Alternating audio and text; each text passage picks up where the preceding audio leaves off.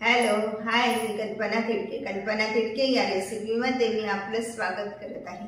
आज आपण बनवणार आहोत सोयाबीन किमा. गरम पाणी करून घेऊया. 1 वाटी सोयाबीन घेतलेले. चाळणीमध्ये ही 1 वाटी सोयाबीन घेतलेले आणि ते आता आपण गरम पाण्याने स्वच्छ धुवून घेणार आहोत.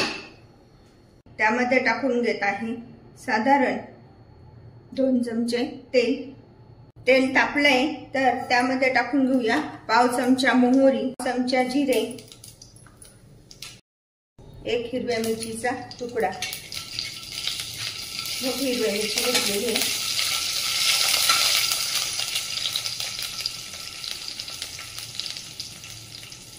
तमालपत्र, 1 मोठी वेलची आणि दालचिनी,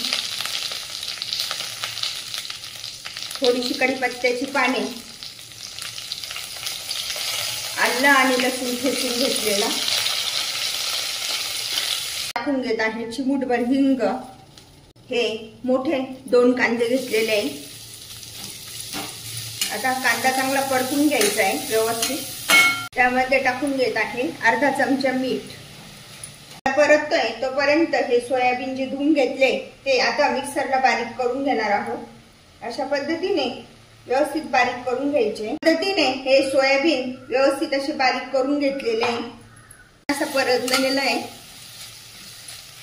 तर त्यामध्ये टाकून घेणार आहोत हे 2 टोमॅटो बारीक चिरलेले. व्यवस्थित परतून घ्यायचे छान. अशा प्रकारे टोमॅटो कांदा परततोय तोपर्यंत यामध्ये आपण मीठ टाकून घेत आहोत. हळद, अर्धा चमचा धने पावडर, पाव चमचा जिरे पावडर. हे सगळं साहित्य टाकून व्यवस्थित असं एकत्र करून घ्यायचंय. त्यामध्ये आपण हे वाटाणे पण टाकून घेणार आहे.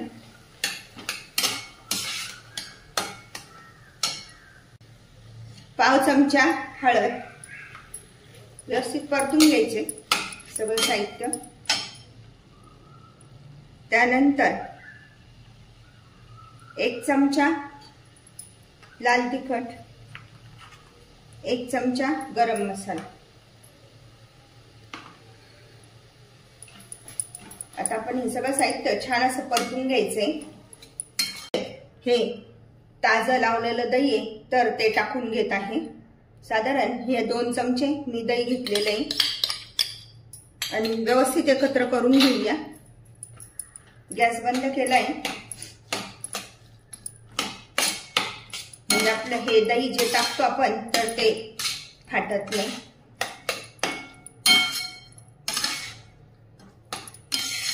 अशा प्रकारे आता हे दही व्यवस्थित हलवून परतून घेतलेलं आहे. गॅस परत चालू करूया.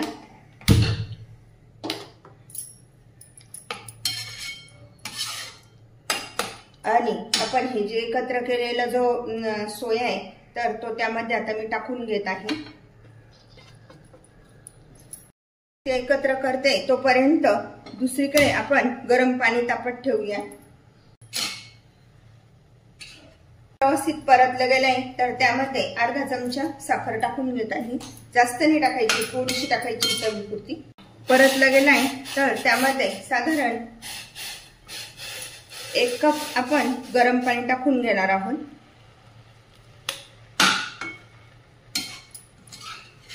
म्हणजे हा खिमा छान असा फुलतो.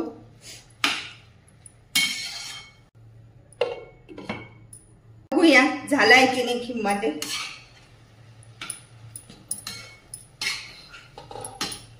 पाणी पण आटलंय व्यवस्थित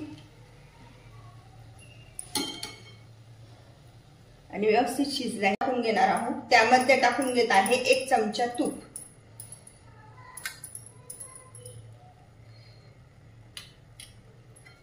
व्यवस्थित परतून घ्यायचं.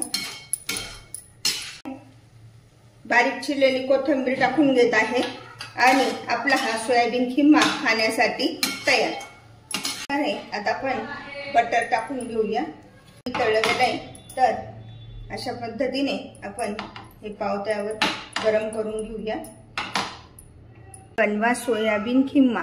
अशा प्रकारचा सोयाबीन किमा तुम्ही पण बनवा आणि मला मात्र कळवा कसा झालाय तो. लाईक आणि सबस्क्राईब करायला विसरू नका. पुन्हा आपण भेटूया नवीन रेसिपीसह. थँक्यू.